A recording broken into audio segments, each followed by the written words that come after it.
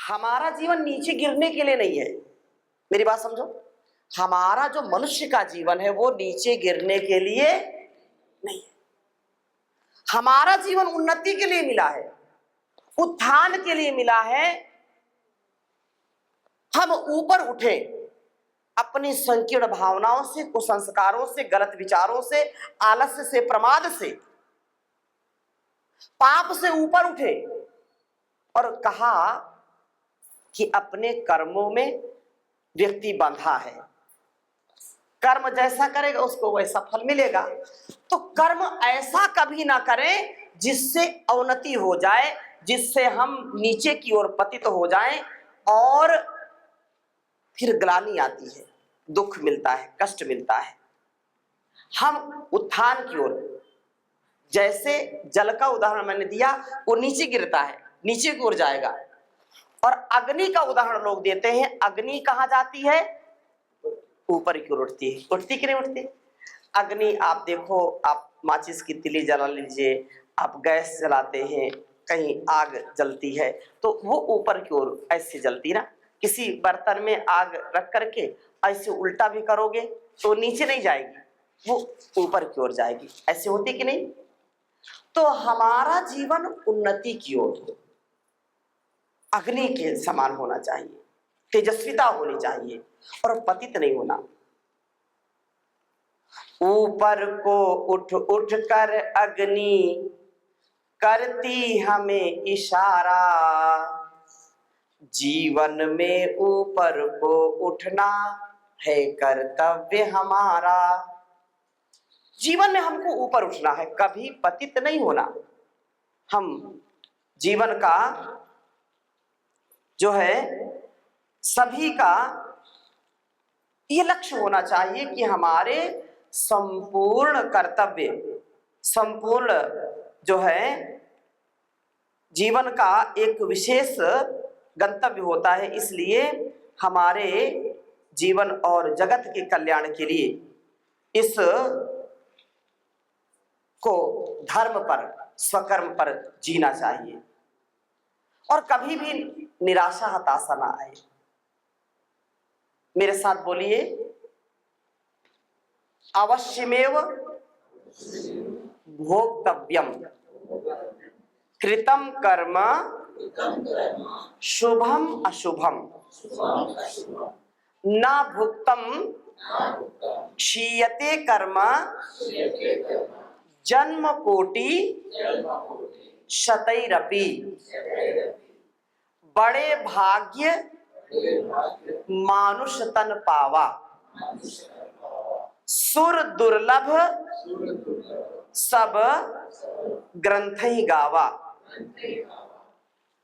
सकल पदार्थ है जग माही, कर्महीन नर पावत नाही। अब देखो इसका सार क्या है? इसका सार ये है कि अवश्यमेव भोक्तव्यम, आपका एक क्षण का, एक मिनट का, एक सेकंड का किया हुआ अच्छा कर्म फलदायी होता है, एक क्षण का।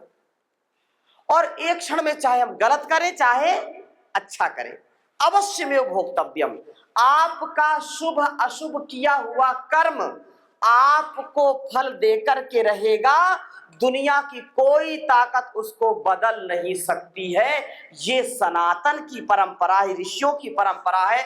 इसका बिल्कुल प्रमाण आपको आपके जीवन में मिलेगा। ना भुक्तम क्षीयते कर्म, कोई बोले नहीं मैंने तो गलत किया था अब उसका परिणाम नहीं मिलेगा, ना, हो ही नहीं सकता। क्योंकि परमात्मा की व्यवस्था इतनी जटिल है और इतनी सूक्ष्म है कि हम उससे बच ही नहीं सकते। इसलिए अच्छा करेंगे तो अच्छा मिलेगा, बुरा करेंगे तो बुरा। अब किसी के मन में आए नहीं वो तो बुरा करते हैं लेकिन उनके साथ अच्छा अच्छा होता है, मैं तो दिन भर अच्छा ही सोचता हूं, अच्छा ही करता हूं, मेरे साथ बुरा क्यों होता है?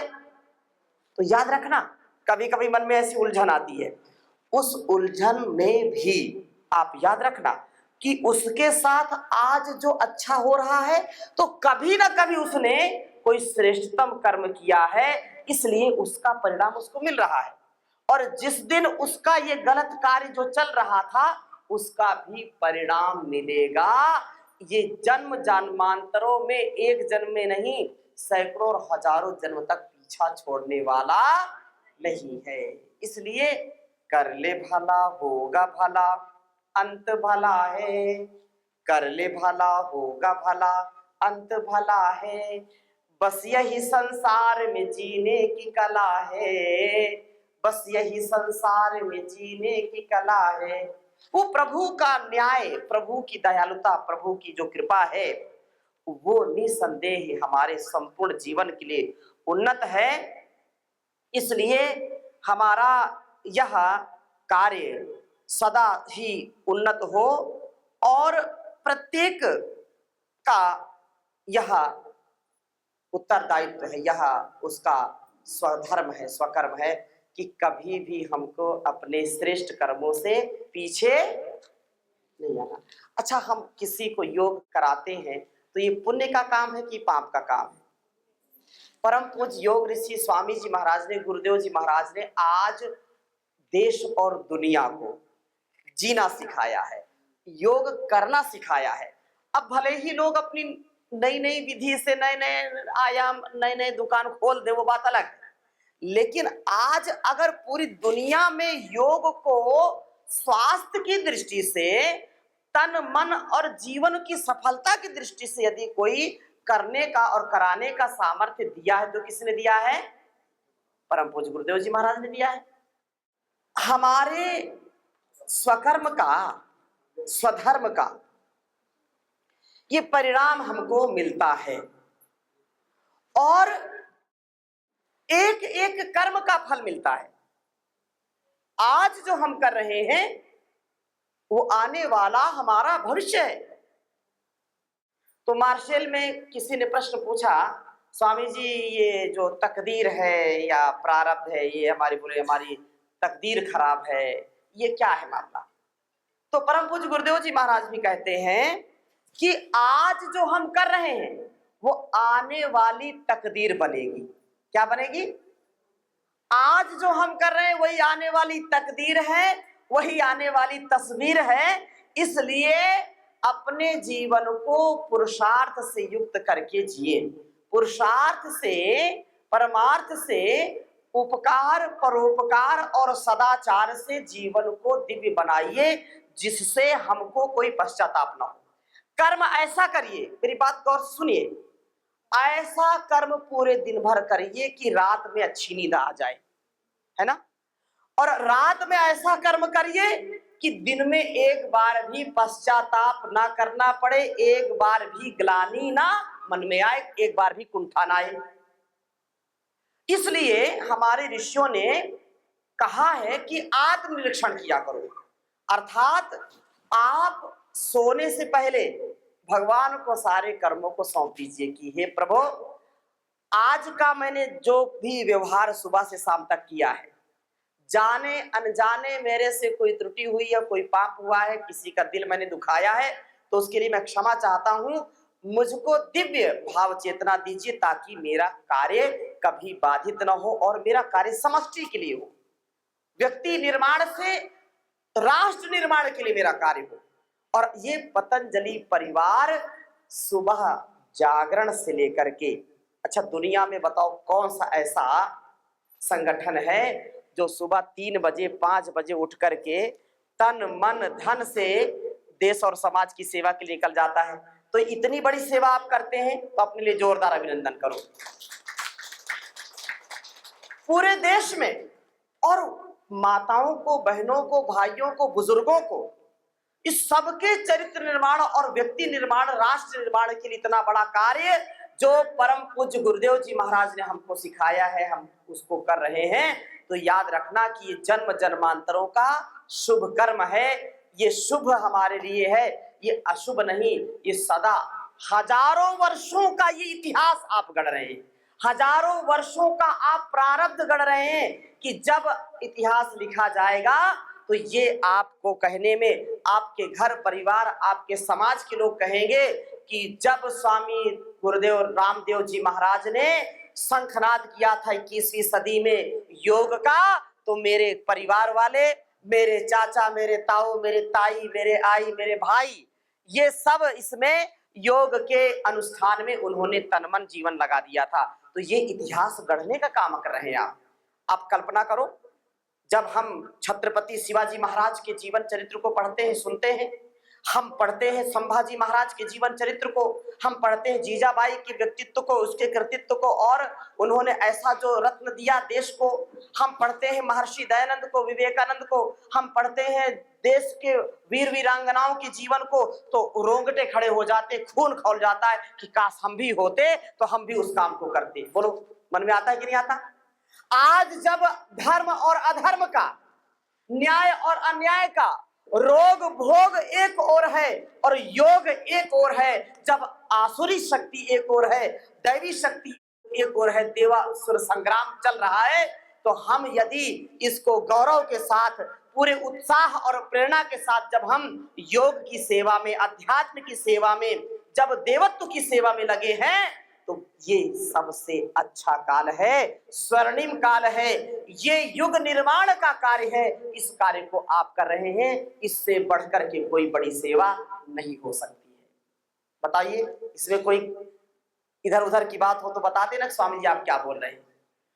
ये हमारा सौभाग्य है कि हम एक व्यक्ति को भी योग सिखाते हैं, उसको नशे से बचाते हैं, उसको व्यभिचार से बचाते हैं, उसके घर परिवार को लुटने से बचाते, नहीं तो लाखों लाखों रुपए लगा देते हैं और स्वास्थ्य नहीं पाते हैं, जीवन से हाथ धो बैठते हैं।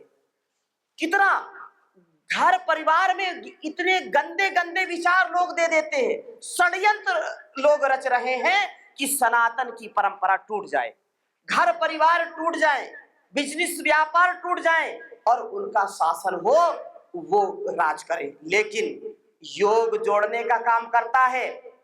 यहाँ भाषावाद, प्रांतवाद, जातिवाद, किसी प्रकार का भेदभाव, कोई वाद विवाद नहीं, यहाँ निर्विवाद केवल अध्यात्मवाद है। ये भारतवर्ष की ऋषि परंपरा है, ये आत्म कल्याण से विश्व कल्याण की परंपरा है। इसका आप जीवन में आधान करके इस पूरे गोवा को आप निरोगी बनाने का काम कर रहे हैं। तो मैं बहुत ही विनम्रता से और उत्साह से जब भी मैं आता हूं तो लगता है कि मैं अपने परिवार के बीच में आ गया। अभी भाई आदरणीय कमलेश जी बोल रहे थे, हमको एक पल के लिए नहीं लगता, हमको तो सदा यही लगता है कि ये हमारी जो फाइन एंड डिवाइन फैमिली है, ये बहुत ही दिव्य और भव्य परिवार है, योगी परिवार है। और यही वास्तव में एकत्व के साथ वसुधैव कुटुंबकम की भावना, यत्र विश्वम भवत्येक नीडम की भावना को हम आगे बढ़ाएंगे। मैं निवेदन करना चाहता हूं कि अब इस कार्य को और 100 गुना आगे बढ़ाना है, 10 गुना आगे बढ़ाना है, क्योंकि आश्रित शक्तियां भी, बीमारियां भी मार्केट में ऐसा लगता है रोज लॉन्च हो रही, नई नई बीमारी आ रही। अभी 1 महीने पहले कोई बीमारी नहीं सुनी, पता दूसरी बीमारी आ गई, तीसरी बीमारी आ गई। जिन बीमारियों को हमने 10 साल 5 साल पहले सुना ही नहीं, वो नई नई बीमारी आ रही। अगर हम योग करेंगे नहीं, कराएंगे नहीं, तो याद रखना हम बच नहीं पाएंगे, क्योंकि बड़ा कुचक्र है, बड़ा षड्यंत्र है। इसलिए हर षड्यंत्र से बचना है और अपनी सनातन पुरातन ऋषि परंपरा को, इस भगवान परशुराम की धरती को हमको भोग की भूमि नहीं बनाना, हमको रोगों की भूमि नहीं बनाना, इसको हमको योग भूमि बनाना है। हर परिवार में, हर घर में, हर व्यक्ति में योग का आधान कराना है। योगी बने, निरोगी बने, उपयोगी बने, सहयोगी बने। इसलिए अब इस कार्य को सब भाई बहन मिलकर के, भारत स्वाभिमान पतंजलि योग समिति, महिला पतंजलि योग समिति, युवा भारत किसान सेवा समिति, सबको मिलकर के एक ही उद्देश्य के साथ कि कोई भी बीमार ना हो। जिस घर में बीमारी है, जिस घर में लोग बीमार हैं, हम खुद वहां जाकर के, मतलब हमारा पूरा परिवार ही जाकर के पहल करे कि आइए योग से, आयुर्वेद से, स्वदेशी की परंपरा से, अपनी नैसर्गिक जीवन पद्धति को अपना करके हम पूर्ण निरोगी बने, फिजिकल एंड मेंटल हेल्थ हमारी सुनिश्चित हो। तो इस कार्य को करेंगे कि नहीं करेंगे? इसको 10 गुना और 100 गुना बढ़ाना है, आगे बढ़ाएंगे कि नहीं बढ़ाएंगे? अभी तक जो योग कक्षाएं चल रही थी, अब उन योग कक्षाओं को 10 गुना इस 2025 में संकल्प लेना। और 21 जून अंतर्राष्ट्रीय योग दिवस आ रहा है। हर तहसील में, हर गांव में योग का इतना प्रचार प्रसार हो कि हजारों हजारों की संख्या में लोग 21 जून को तो आए और वो हमारे परिवार के अभिन्न अंग बन जाएं और उनका यह एकात्म भाव देश और समाज को आगे बढ़ाए। चाहे जैसी परिस्थिति हो, हमारा ये जीवन राष्ट्र के लिए है, संस्कृति और संस्कारों के लिए है। ये जो भी सामर्थ्य हमको माता पिता ने दिया, गुरु ने दिया, भगवान ने दिया, जहान ने दिया, हमको जो समाज ने दिया, उसको हमको समाज के लिए ही लगाना है। हमारा जीवन प्रभु ने दिया है, इस शरीर और इस संसार उसने बनाया है। तो हमारे द्वारा किए हुए श्रेष्ठ कर्मों से ही इसका उद्धार है। श्रेष्ठ कर्म, कर्म तो पता नहीं क्या क्या लोग करते, लेकिन श्रेष्ठतम कर्म होना चाहिए, फाइन डिवाइन वर्क, ऐसा जो आत्म कल्याण भी करे और राष्ट्र कल्याण करे। व्यष्टि से समष्टि, self realisation with collective realisation, complete attachment with complete detachment, unconditional surrender, मतलब पूर्ण निवृत्ति और पूर्ण प्रवृत्ति। हम अंदर से निवृत्ति में रहें और बाहर सेवा की प्रवृत्ति हमारी रहे।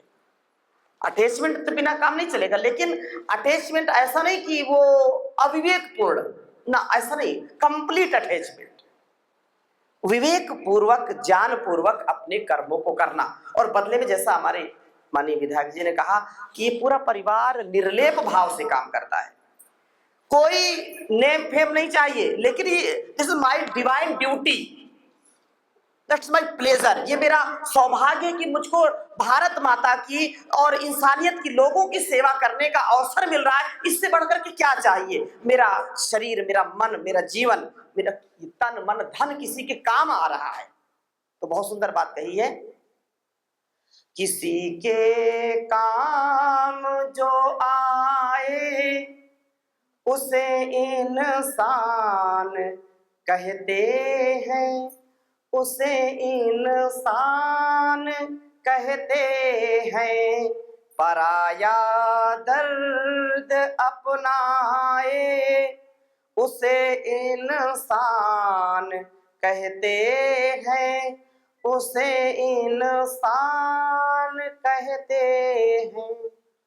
अगर गलती रुलाती है तो यह राह भी दिखाती है, बसर गलती का पुतला है, ये अक्सर हो ही जाती है। जो गलती कर के पछताए उसे इंसान कहते हैं, उसे इंसान कहते हैं। कभी सुख है कभी दुख है, इसी का नाम जीवन है। जो दुख में भी न घबराए उसे इंसान कहते हैं, उसे इंसान कहते हैं। किसी के काम जो आए उसे इंसान कहते हैं। पराया दर्द अपनाए उसे इंसान कहते हैं।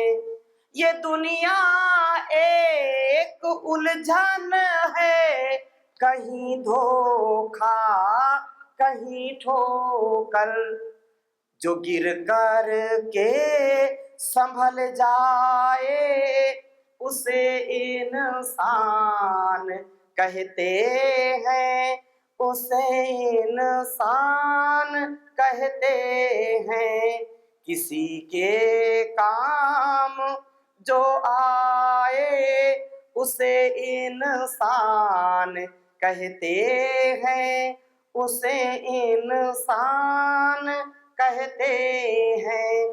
अकेले ही जो खा खा कर सदा गुजरान करते हैं, यूं भरने को तो दुनिया में पशु भी पेट भरते हैं।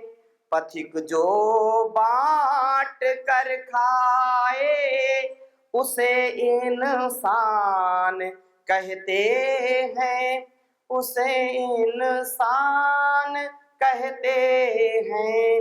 किसी के काम जो आए उसे इंसान कहते हैं। पराया दर्द अपनाए उसे इंसान कहते हैं, उसे इंसान कहते हैं। बोलिए भारत माता की जय। वंदे वंदे।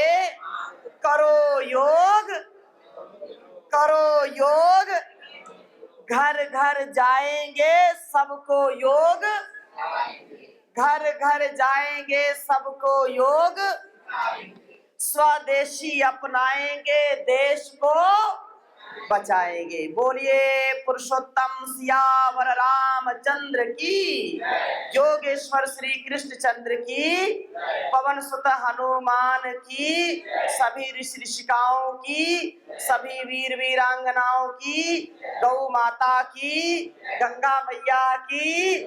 नमः पार्वती पतये हर